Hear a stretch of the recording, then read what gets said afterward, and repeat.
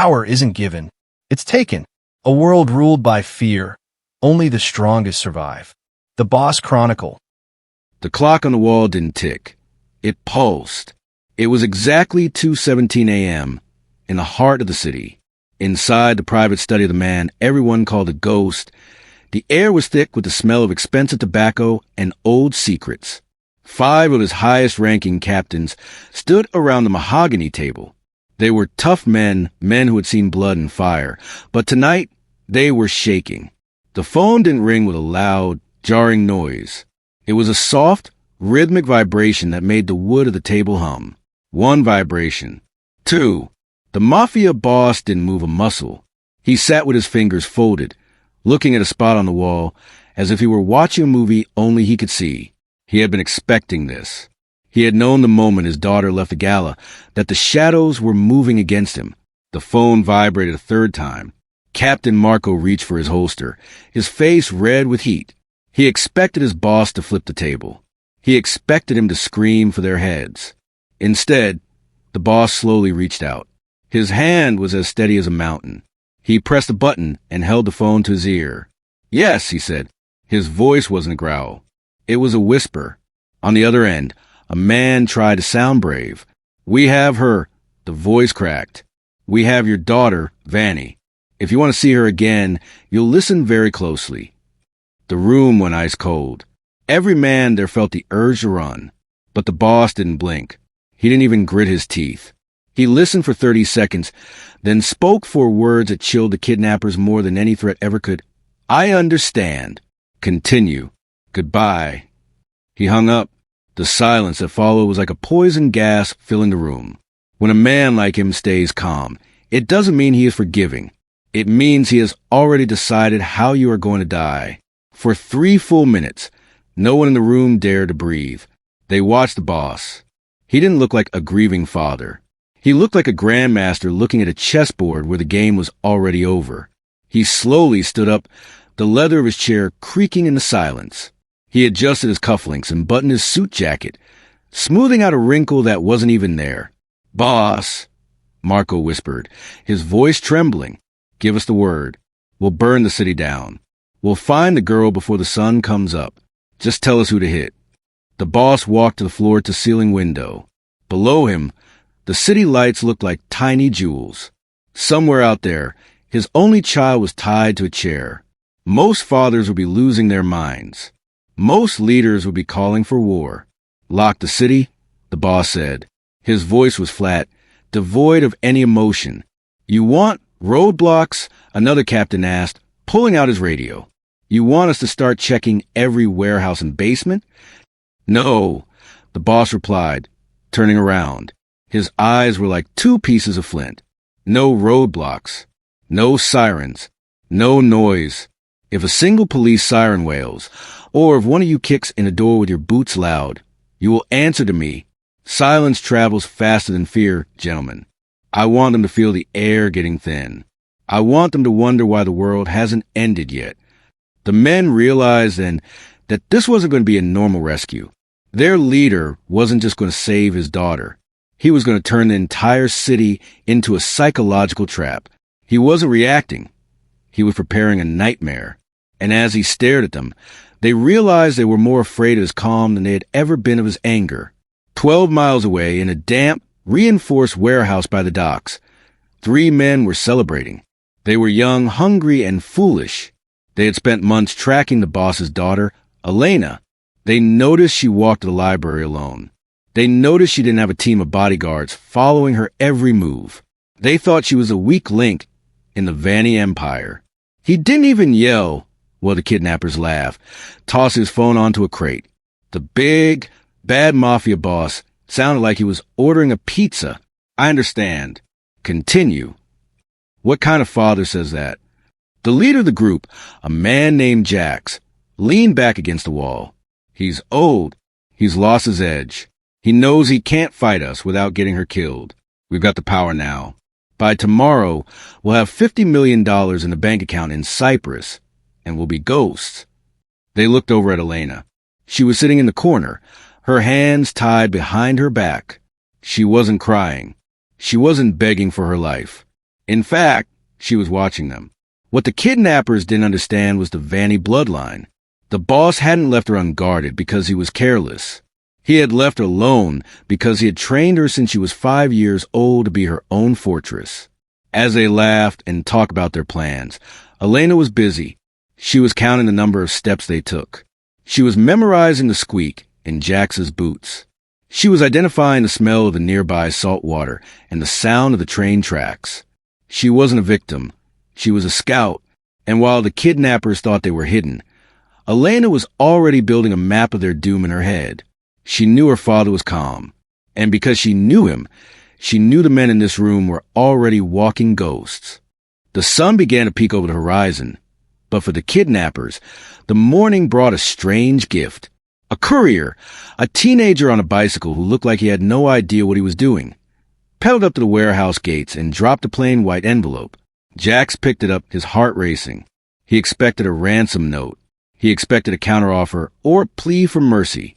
He brought it inside and gathered his men. They ripped it open, expecting to see a check or a map to a drop-off point. Instead, there was just one single sheet of high-quality paper.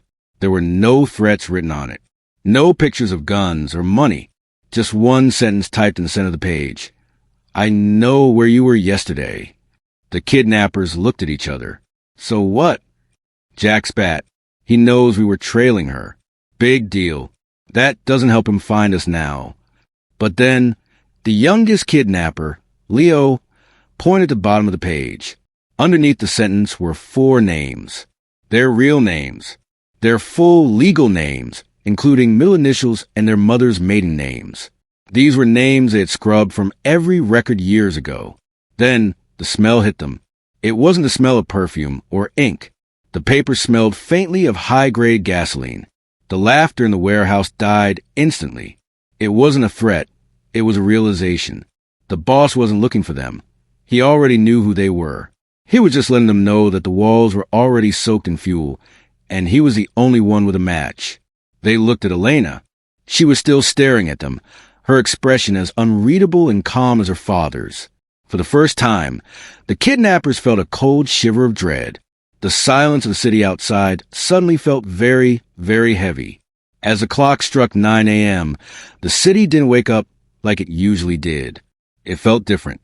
It felt broken. At the main city bank, the door stayed locked. A sign on the glass simply said, "Technical difficulties." The cell phone towers in the dock district began to flicker, dropping calls every 30 seconds. The Mafia Boss sat in a small, quiet cafe, sipping a black coffee. He wasn't surrounded by soldiers. He was alone with a tablet, watching data streams. He wasn't looking for the warehouse.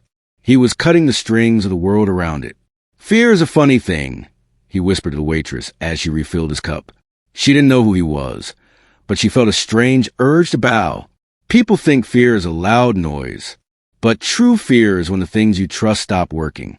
When the light switch doesn't turn on the light. When the car doesn't start. When the world stops saying yes to you. In the warehouse, the kidnappers were starting to panic. Jax tried to call his contact to arrange the boat for their escape. The call wouldn't go through. Leo tried to check the news to see if the police were looking for them. The internet was down. They went to turn on the radio, but all they got was static. The boss had used his influence to put the entire neighborhood into a digital black hole. He wasn't hunting them with dogs. He was isolating them like a virus. He wanted them to feel like they were the only 3 people left on Earth. He wanted them to feel the silence. The kidnappers looked out the window. The streets were empty. No cars, no pedestrians, no life. It was as if the city had held its breath, waiting for the boss to exhale. And in that silence, their confidence began to rot. Leo, the youngest and most nervous of the trio, couldn't handle the stillness anymore. He needed a cigarette. He stepped out of the small side door of the warehouse, his eyes darting back and forth. He froze. Across the narrow, oily street, a black sedan was parked. It wasn't a fancy car. It was common, boring, and completely still. The windows were tinted dark. The engine wasn't running. There were no lights on. But Leo could feel eyes on him. He could feel a presence coming from that car like heat from a furnace. He didn't move. He waited for the door to open. He waited for a hitman to jump out with a silencer. He waited for the end. But nothing happened. The car just sat there. For 5 minutes, Leo stood with an unlit cigarette in his hand, staring at the black glass. Then, without a sound, the car's brake lights tapped once, a tiny red flash, and it slowly rolled away. It didn't speed off. It didn't screech its tires. It just drifted into the fog like a shark returning to the deep water. Leo ran back inside, slamming the door and locking it with trembling hands. "They're outside," he screamed. "They're right there. We have to move. We have to kill the girl and run." Jax grabbed him by the throat and slammed him against the wall. "Shut up. If they wanted us dead, we'd be dead. He's playing with us. He's trying to get us to crack." Jax looked over at Elena. She hadn't moved. She was watching Leo's shaking hands. She knew exactly what that car meant. It was a countdown. Her father was giving them a choice: surrender or wait for the silence to turn into a scream. Inside the warehouse, the air was getting hot. The kidnappers were arguing, their voices getting louder and sharper. They were blaming each other for the self-service, the car, and the gasoline-scented letter. Elena sat in her chair, her eyes closed. She wasn't sleeping. She was breathing in a specific rhythm her father had taught her, a way to slow the heart and sharpen the mind. She felt the rough rope against her wrists. She didn't pull at it. Pulling made you sweat, and sweat made you weak. She began to cough. It was a small, pathetic sound. "Shut up!" Jax yelled from across the room. Elena coughed again, harder this time. She leaned forward, looking like she was about to faint. "Water," she whispered. "Please. I can't breathe in here." Leo, still spooked from the car outside, looked at Jax. "We can't have her die on us. If she dies, the boss has no reason to keep us alive. Give her some water." Jax groaned and signaled to the third man, Mick, to bring over a bottle. As Mick leaned down to unsnap the cap, Elena leaned her head against his shoulder for a brief second, pretending to be weak. Her fingers, nimble and quick, brushed against a metal clasp of his tactical vest. With a tiny click that was buried under the sound of a passing train, she slid a small, sharp metal pin from his gear. It was a simple tool, but in her hands, it was a key. Mick stepped away, unaware that he had just given her exactly what she needed. Elena slumped back in the chair, the metal pin hidden in her palm. She didn't look at the door. She didn't look at the men. She just waited for the next shadow to fall. Her father had taught her, time is only an enemy if you don't know how to use it. While the kidnappers were spiraling into madness, the Mafia Boss was taking a walk. He entered a high-end Italian restaurant that was closed for a private event.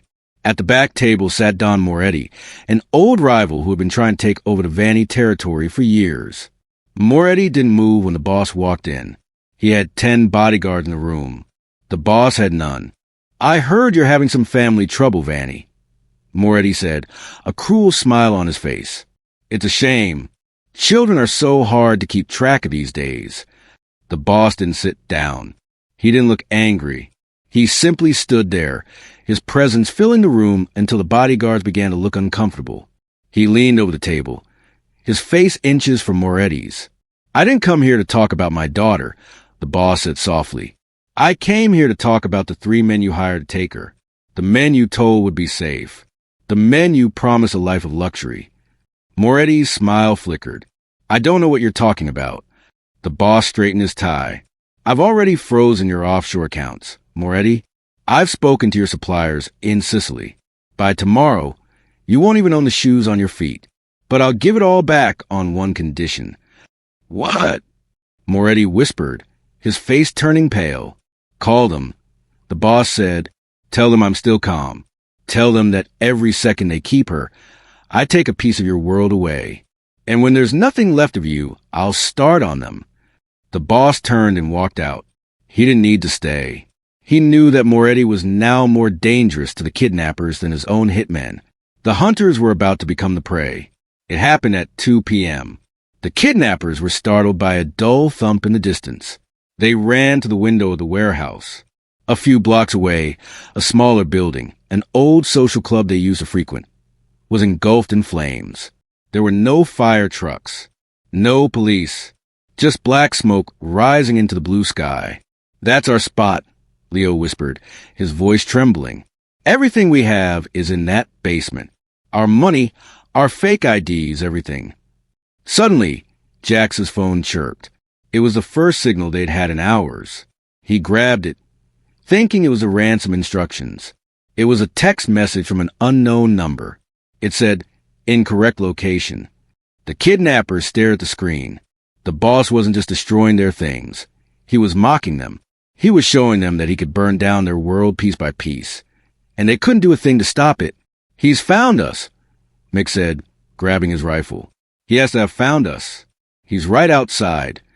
"No," Jack said, realization dawning on him. "He's not outside. He's everywhere. He's burning the city down around us until this warehouse is the only place left. He's trapping us in here." They looked at the burning building in the distance.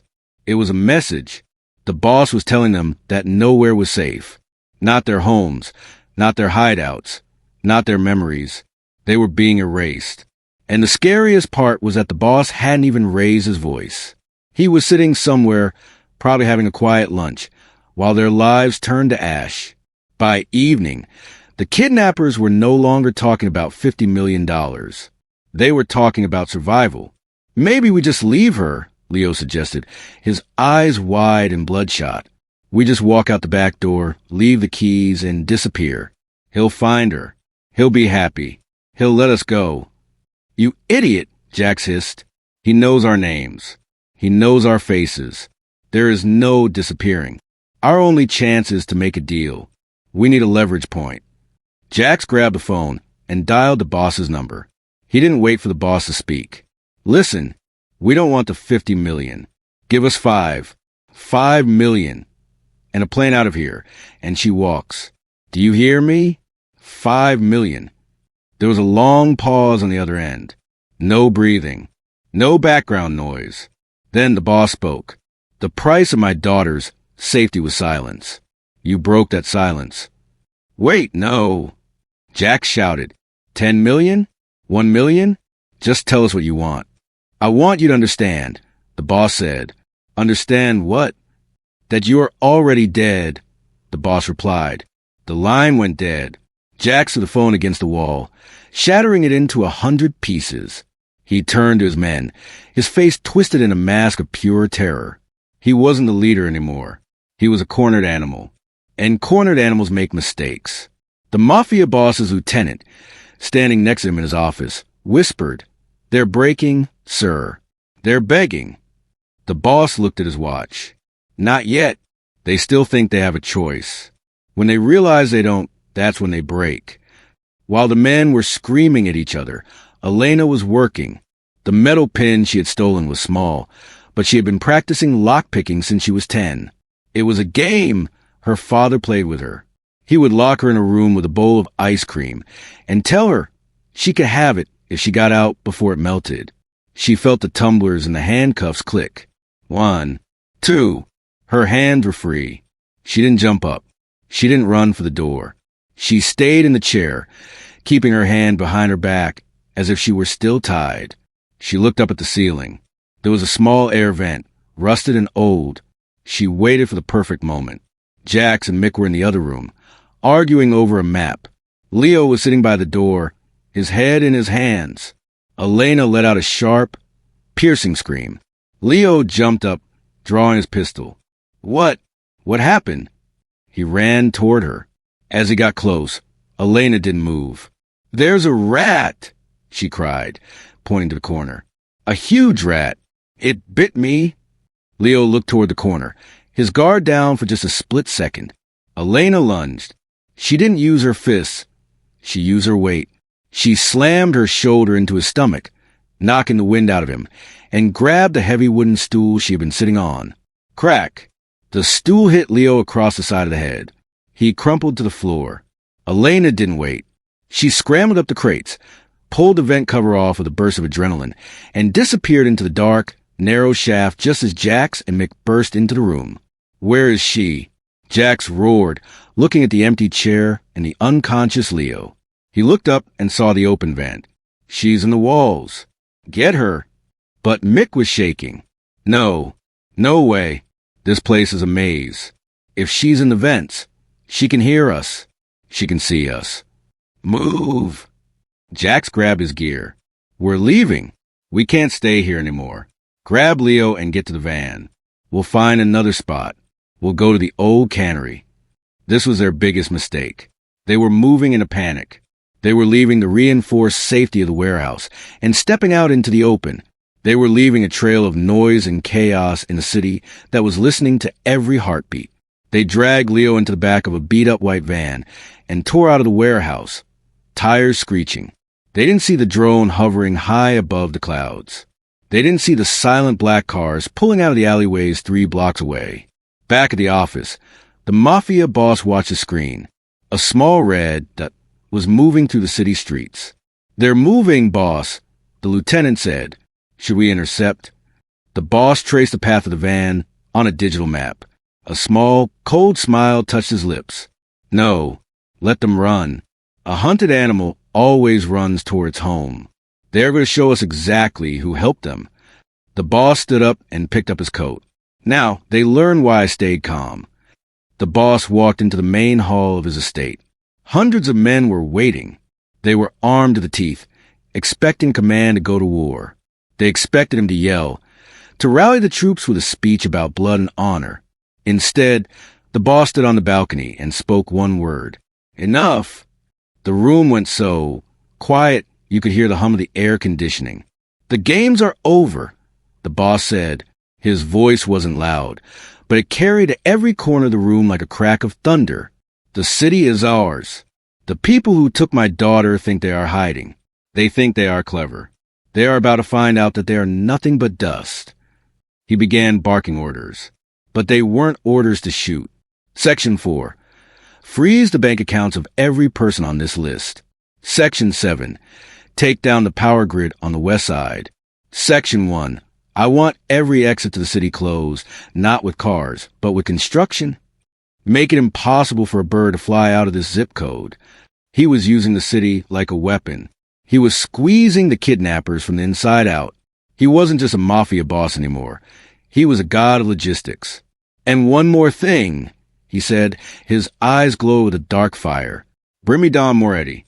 I want him to watch the end." The men scrambled. The dominoes were starting to fall. The calm was gone, replaced by a cold, surgical precision that was much, much scarier. The white van screeched to a halt at a safe house, a small, run-down house in the suburbs. Jax and Mick dragged Leo inside. They were sweating, their eyes darting everywhere. "Check the back." Jax yelled, "Is she still in the vent?" Mick checked the van. It was empty. She must have jumped out. "She's gone, Jax. She's gone." But they were wrong. Elena hadn't jumped out. She'd been clinging to the underside of the van, her fingers raw and bleeding from holding onto the metal frame. As soon as the van stopped, she rolled away and hid under a parked car nearby. She was exhausted. Her heart was hammering against her ribs like a trapped bird. But she could see the boss's men. She could see the black cars circling the block like wolves. She reached into her pocket and pulled out a small, red ribbon she had torn from her dress. She tied it to the antenna of the car she was hiding under. It was a signal, a secret code she and her father had used since she was a little girl. It meant, "I am here, I am safe. Strike now." A few minutes later, a black car pulled up, the window rolled down. A man in a suit looked at the red ribbon, then looked under the car. "Found her," he whispered into his radio. But by the time he reached for her, she was gone. She had already moved to the next shadow. She wasn't waiting to be rescued. She was waiting to watch her father finish it. Jax's phone rang. It was the boss. Jax didn't try to be tough this time. He fell to his knees on the dirty floor of the safe house. "Please," he sobbed. "Please, we'll give her back. We don't have her anymore. She escaped. We're sorry. We'll do anything." The silence on the other end lasted for 10 seconds. It felt like 10 years. "I know she escaped," the boss said. His voice was like ice sliding over stone. "I know where you are.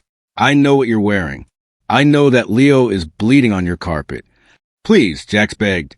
Just let us go. We'll leave the country. You'll never see us again. I didn't say stop, the boss said. What? I didn't say stop begging, the boss replied. Continue. I want to hear the sound of a man who realized he threw away his life for nothing. Jax looked at the window. The black cars were no longer circling. They were parked. Dozens of them. Men in suits were stepping out, not with guns drawn, but with their hands in their pockets, just watching. They weren't attacking. They were waiting for the boss's permission to let the kidnappers exist. Tell me, the boss said, is the air getting thin, Jax? Does it feel like the world is closing in? Jax couldn't breathe. He dropped the phone and stared at the door. He knew what was coming. And for the first time, he wished the boss would just get it over with. The waiting was the real torture. The kidnappers tried one last move. They burst out the back door, hoping to steal a car and drive through the woods. But the city had turned into a ghost. They ran to the nearest neighbor's house, pounding on the door. Help! Call the police. The lights inside went out. They ran to a grocery store. The owner saw them coming and pulled the metal shutters down with a loud bang. They tried to start a car on the street. The engine wouldn't even turn over. The boss had sent the word out to every shopkeeper, every mechanic, every neighbor. Do not help them. If you help them, you help the enemies of the Vanny family. In a city of millions, the three kidnappers were completely alone. They were standing in the middle of a crowded neighborhood, but it felt like they were in the middle of a desert. No one would look at them. No one would speak to them. They were already ghosts. The Mafia Boss watched them through a pair of binoculars from a nearby rooftop. He wasn't smiling. He was observing. He was teaching the city a lesson. Violence is easy, but making someone disappear while they are still standing in the street, that is power. Elena was moving to the back alleys like a ghost herself. She knew the black cars were her father's men, but she also knew the rules. Until she was home, she was still in the game. She found a piece of chalk near a school playground. She drew a small, jagged circle on a brick wall. Further down, she dropped her left shoe. Then, she left a single lock of her hair tied to a fence. She was leading her father not to where she was, but to where the real threat was hidden. She had seen Jax talking to someone on a radio. Someone who wasn't Moretti. There was a fourth man. A man who was watching the warehouse from the shadows. The boss followed the trail. He didn't send his men. He went himself. He walked past the chalk circle, past the shoe, and past the lock of hair. He found Elena sitting on a park bench, her face bruised but her eyes sharp. The fourth man, she said as he approached. He's in the clock tower. The boss nodded. He didn't hug her. He didn't cry. He just touched her shoulder. You did well, Elena. You stayed calm. I learned from the best, she whispered. The boss turned to his lieutenant. The clock tower. Don't be quiet this time. The fourth man was a mercenary hired by Moretti to make sure the kidnappers didn't talk. He was sitting in the clock tower with a sniper rifle, waiting for Jax to walk into the open so he could end the trail. He saw Jax run into the park. He lined up the shot, but before he could pull the trigger, the clock tower began to shake. The giant bells, which hadn't rung in years, suddenly began to toll. Bong, bong, bong. The sound was deafening. It rattled the mercenary's teeth. He dropped the rifle, clutching his ears. The door to the tower burst open. It wasn't a team of soldiers. It was just the boss. He walked up the stairs slowly, his hands in his pockets. The mercenary reached for a handgun, but the boss was faster. Not with a gun, but with a word. Look down, the boss said. The mercenary looked out the window. Below him, hundreds of people were standing in the park. They weren't moving. They were just looking up at the tower. It was an army of citizens, controlled by the fear and respect of the Vanny name. You have one bullet, the boss said. There are 1,000 people down there. Do the math. The mercenary dropped his gun. He realized, and what Jax had realized too late. You can't fight a man who owns the air you breathe. The sirens finally began to wail. But they weren't for the boss. The police arrived at the safe house and found Jax, Mick, and Leo sitting on the curb. They weren't fighting. They weren't running. They were waiting to be arrested. They were actually happy to see the police. The prison was the only place left where the boss couldn't reach them, or so they thought. The Mafia Boss stood on the sidewalk, watching them get loaded into the back of the police vans. He looked perfectly at peace. His suit was still crisp. His hair was still perfect. The police chief walked up to him, looking nervous. "We'll take it from here, Vanny. They'll go away for a long time." The boss nodded. "I'm sure they will. They've had a very stressful day. They need some rest." The chief looked at the boss's calm face and felt a chill. He knew that rest didn't mean sleep. He knew that the boss's reach didn't stop at the prison walls. The boss turned and walked toward his car. The crowd parted for him like the Red Sea. The noise of the city began to return. The honking cars, the shouting vendors, the distant music. The black hole was gone. The city was breathing again. But everyone knew. Everyone had seen. The boss hadn't fired a single shot, yet he had destroyed everyone who stood against him. The calm was back, and it was more terrifying than ever. Inside the boss's study, the mahogany table was clean. No phones were vibrating. No captains were shaking. Elena sat across from her father. She was wearing a fresh dress, and her wounds had been cleaned. They sat in silence for a long time. "You were 2 minutes and 14 seconds late with the signal," the boss said. Elena smirked. "I had to wait for the train to pass. Noise discipline, remember?"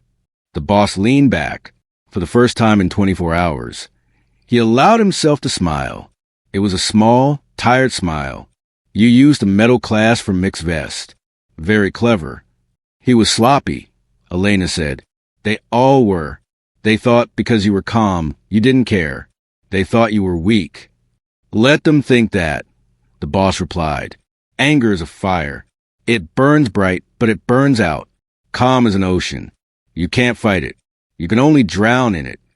He reached across the table and touched her hand. No hug, no tears. Just a nod of respect between two survivors. They were the same. The Empire was safe, not because of the guns or the money, but because of the ice in their veins. A week later, Jax, Mick, and Leo were in their prison cells. They thought they were safe. They thought the walls would protect them. One morning, the guard dropped their breakfast trays. On each tray was a single piece of paper. It wasn't a threat. It was a photograph of the warehouse where they had kept Elena. But in the photo, the warehouse was gone. It had been replaced by a beautiful, small park with a single bench. On the bench was a plaque that read, "For those who learn to be quiet." Underneath the photo was a list of their bank account balances. $0. The boss hadn't killed them. He had done something worse. He had taken away their names, their money, and their future. He had left them alive so they could spend every day for the rest of their lives wondering when the silence would finally end. They realized in the final lesson of the Mafia Boss, the most painful punishment isn't death. It's being forgotten by a world that still fears you. The story of the Calm Week spread through the city like a legend. People didn't talk about the fire or the clock tower. They talked about the man who sat in a cafe while his world was falling apart and didn't even spill his coffee. They talked about how the banks closed and the phones died just because he was unhappy. The rival families stopped trying to take territory. The street gangs stopped their wars. A strange, heavy peace fell over the city. Everyone knew that the boss was watching. Everyone knew that his calm was just a mask for a power that could erase them in a heartbeat. The city became the safest it had ever been, not because the police were better, but because the ghost was satisfied. And no one wanted to be the one to make him stand up from his table again. Elena stood on the balcony of their estate. Looking out at the city she had helped her father conquer. "You were never scared," she said, not turning around as her father walked up behind her. The boss stood beside her. He looked at the lights. "I was," he said quietly. Elena looked at him, surprised. "You didn't show it. Not for a second. That's the secret, Elena. Fear is a tool. If you show it, your enemies use it against you. If you hide it, you can use it against them." He looked at her. "I was terrified I would lose you. So I used that terror to fuel the plan. I stayed calm so they would panic. And when they panicked, they became predictable." Elena realized then that her father wasn't a monster. He was just a man who had mastered the one thing no one else could. Himself. Why the gasoline? Elena asked. The letter you sent them. Why did it smell like gas? The boss laughed softly. I didn't actually have anyone pour gasoline on that warehouse. Elena, then why? Because the human brain is a powerful thing. When they smelled that scent, they imagined the fire. They imagined the pain. They did the work for me. I didn't have to threaten them. I just had to give them a reason to threaten themselves. He turned to leave the balcony. The strongest weapon in the world isn't a gun. Elena, it's the imagination of a guilty man. The Mafia Boss walked through the city streets the next day. He didn't have bodyguards. He didn't have a weapon. He walked into a bakery and bought a loaf of bread. He walked through the park and watched the children play. People stopped and watched him pass. They didn't cheer. They didn't boo. They just stood in respectful silence. The boss's phone rang. He looked at it. It was a telemarketer. He didn't get angry. He didn't hang up. He simply said, I understand. Continue. The person on the other end of the line, hearing that voice and that specific phrase, immediately went silent. They had heard the stories. The boss tucked the phone back into his pocket and kept walking. The message was delivered. The city was his. And as long as he stayed calm, everyone else could sleep soundly. Because the worst thing you can ever hear is not a shout, but the silence of a man who controls everything. Remember, loyalty builds empires. Betrayal destroys them. Choose power wisely. The underworld never forgets. The Boss Chronicle. Like and subscribe.